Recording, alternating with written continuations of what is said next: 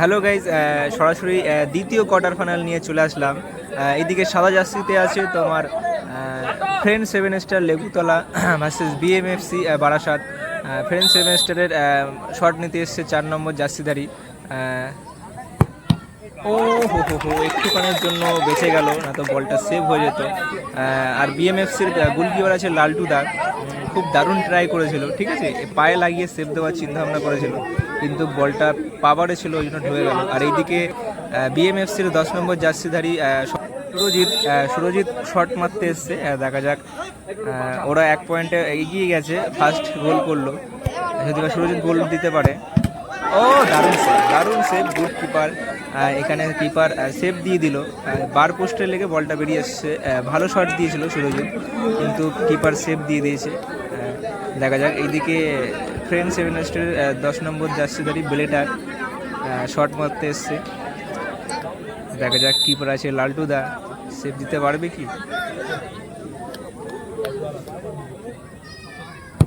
ও দারুণ শট, কিপারকে এক সাইড ফেলে রেখে আরেক সাইড দিয়ে গোল দিয়ে দিল বেলেটার, খুব দারুণ শট।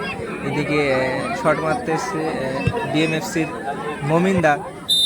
দেখা যাক মমিন্দা কি করে, গোল যদি বা দিতে পারে তাহলে অবশ্যই এগিয়ে যাবে, যেহেতু ওরা 1 পয়েন্টে এগিয়ে আছে।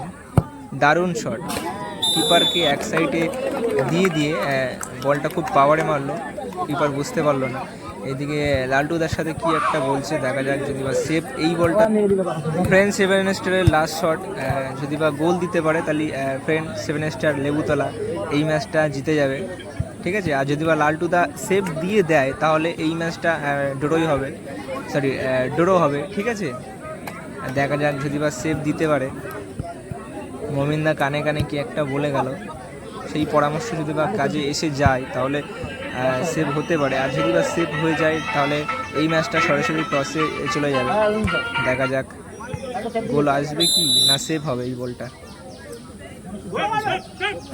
দারুণ গোল, সুন্দর গোল।